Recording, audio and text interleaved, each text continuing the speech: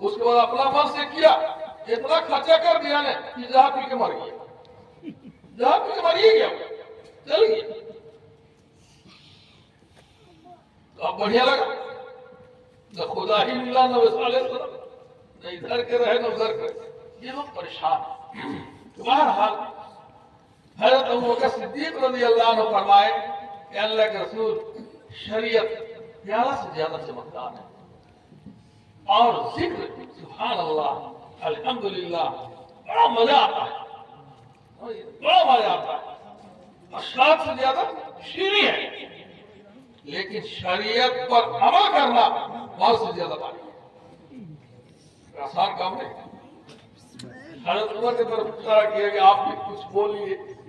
حضرت عمر فاروق رضی اللہ عنہ کہے اللہ کے رسول جنت پیالہ سے زیادہ چمکتا ہے، اور جنت کی نعمتیں شہد سے زیادہ شیریں ہیں، لیکن جنت میں جانے کا راستہ بال سے زیادہ باری ہے. جنت میں جانے کا راستہ بال سے زیادہ باری ہے. حضرت عثمان کی طرف اشارہ کیا آپ بھی کچھ بولیے. حضرت عثمان غنی رضی اللہ عنہ بولے اللہ کے رسول قرآن زیادہ سے زیادہ چمکتا ہے، اس کو محبت کی نگاہ سے دیکھیے تو پہلے وہ طاہر کی طرح ہے. قاری علی الدین صاحب لے گئے تھے طاہر کو پڑھنے کے لیے، اب قرآن کھولتا تھا اور روتا تھا. قاری صاحب مجھے کہا رہے ایک قاری صاحب نہیں پڑھے پاتا، کھولیے اور خالی پوچھے نہ پیسر اور کلپ بھی سو بہریا یاد آؤ ہم نہیں پڑھتا اور نشے پڑھا اتانی کر کے گیا تھا. لاؤ علی پکتا تھا کلپ کے طرح، سمجھے نہ علی پکتا تھا پیسر کے طرح. لازم نہیں پڑھو قاری صاحب پوچھے پیسر اور کلپ بھی سو، تو ویسا دیکھنے سے نہیں چلے گا. بہت سے لوگ ڈاکٹر کی بات بھی ہوتا ہے یہ ان کی جماعت میں شروع دنیا نے ہوا دیکھو بھائی اکبر کو رہا ہائی اوپر ہمیں سب پوچھے کیسے اثر کر گیا. ہم لوگ چلا بھی اتنا نہیں اوپر سے لوگ ہوتا کہ ایک امید ہمارے گھر وہی ایک نام اوپر آئے اوپر گھر وہی ایک نام اوپر اسی کو بولتے رہتے قرآن زیادہ سے زیادہ چمکدار ہے. پیالہ سے اس کو اس نگاہ سے آپ دیکھیں تو اسی لیے قرآن چار چیزوں کو دیکھنا بھی عبادت ہے، چار چیزوں کو دیکھنا بھی عبادت ہے. قرآن دیکھنا عبادت، والدین کو دیکھنا عبادت، علماء کو دیکھنا عبادت، خانہ کعبہ کو دیکھنا عبادت. چار چیزوں کو دیکھنا بھی عبادت. تو قرآن پیالہ سے زیادہ چمکدار اور قرآن کی تلاوت شہد سے زیادہ شیریں. قرآن اس انداز میں آپ پڑھیں گے اتنا مزہ آئے گا کہ ارے زمانہ الٹا ہے یار، کیا کرو تم بدل ہے ایسا کرو تم، دعا کرے ہم دگا کرو تم، وفا کرے ہم جفا کرو تم، تو تم کتنا بھیا کتنا اچھا لگتا ہے. اب قرآن کو اس انداز میں پڑھیے تب تک یدا ابی لہب وتب ما اغنی عنہ مالہ وما کسب سیصلی نارا ذات لہب وامرأته حمالة الحطب في جیدها حبل من مسد. قل هو اللہ الصمد لم یلد ولم یولد ولم یکن احد.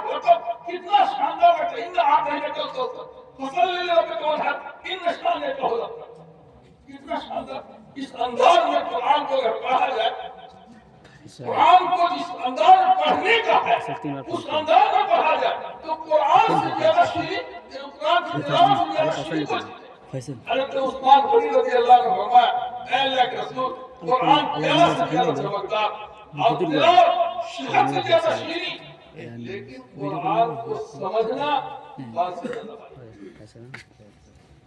قرآن کو سمجھنا بات سے زیادہ بات. میں اسی چیز کو بتلانا چاہتا ہوں. میں نے اس سے پہلے ایک بات کہ ظرف کی حفاظت کو، ظرف کی طرف ہجرت کو اور مظلوم کی طرف نہ جائے. یہ کہاں کی بات ہے؟ مسجد نبوی کی فضیلت حضور کی وجہ سے ہوئی اور مسجد نبوی کی طرف زیارت کرنا باعث فخر ہے، باعث عز ہے، اور حضور کے لیے زیارت کرنا باعث عز نہ ہو. ایک دن کا کرتا بھی اس نیت سے زیارت سفر کرنا ناجائز کرتا ہے. ہوگا اتنا ہی کرتا. تو میں یہ عرض کر رہا تھا کہ قرآن ہے مضروب اور اس کے 8 ضرب ہیں. قرآن مضروب ہے، اس کے 8 ضرب ہیں. اللہ نے وعدہ کیا ہے اِنَّا نَحْنُ نَزَّلْنَا الذِّكْرَ وَإِنَّا لَهُ لَحَافِظُونَ. ظاہر سی بات ہے قرآن مضروب ہے، تو جب مضروب کی حفاظت ہوگی تو ظرف کی حفاظت نہیں ہوگی. بغیر ظرف کے مضروب ہو ہی نہیں سکتا. مضروب کے لیے ظرف کا ہونا ضروری ہے.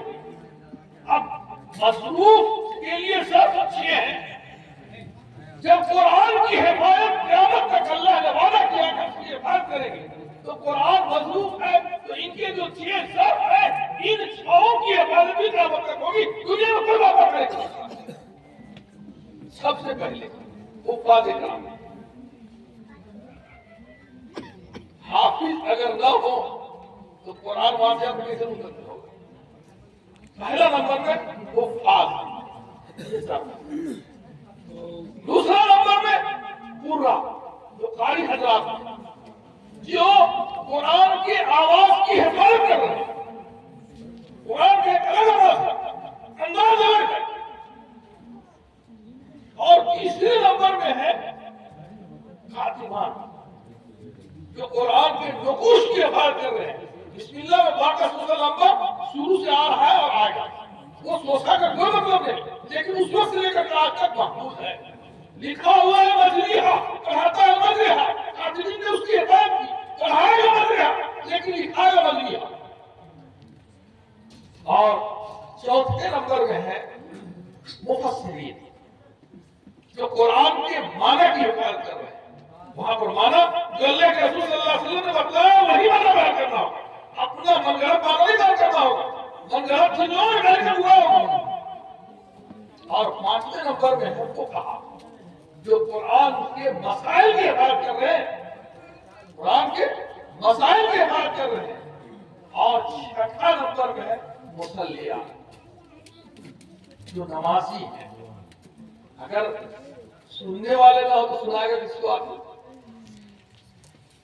تو مصلیان جتنے ہیں وہ بھی سب میں سے. تو یہ 6 قرآن کے محافظ ہیں. اللہ نے قرآن کی حفاظت قیامت تک وعدہ کیا ہے، ہم اس کی حفاظت کریں گے. اس کے ذمہ میں یہ وعدہ ہے کہ اس کی حفاظت کرنے والے 6 کی حفاظت کریں گے. قیامت تک قرآن بھی رہیں گے، قیامت تک مفسرین بھی رہیں گے، قیامت تک فقہا بھی رہیں گے، قیامت تک مصلیان بھی رہیں گے. تو اس لیے اسی چیز کو آپ کو بتانا تھا کہ قرآن سے تو ذکر ہے اِنَّا نَحْنُ نَزَّلْنَا الذِّكْرَ وَإِنَّا لَهُ لَحَافِظُونَ. یہ قرآن کی حفاظت تو ہے ہی، اس شروع سے محفوظ ہوتے ہوئے آ رہا ہے اور یہ قیامت تک محفوظ رہے گا. اس کے طوفیل میں 6 طرح کے لوگوں کی حفاظت کی جائے گی. 6 طرح کے لوگ جو اس سے جڑے ہوئے رہیں گے، اللہ ان کو